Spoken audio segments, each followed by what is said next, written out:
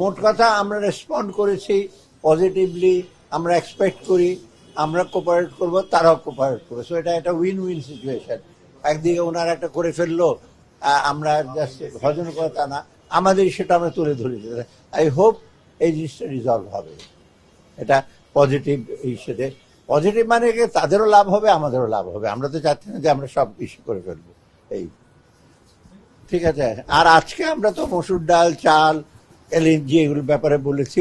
আর একটা জিনিস দেখবেন, আজকে যে সমস্ত পার্সেজ অর্ডারগুলি দিয়েছি আগের তুলনায় মূল্য কিন্তু কম।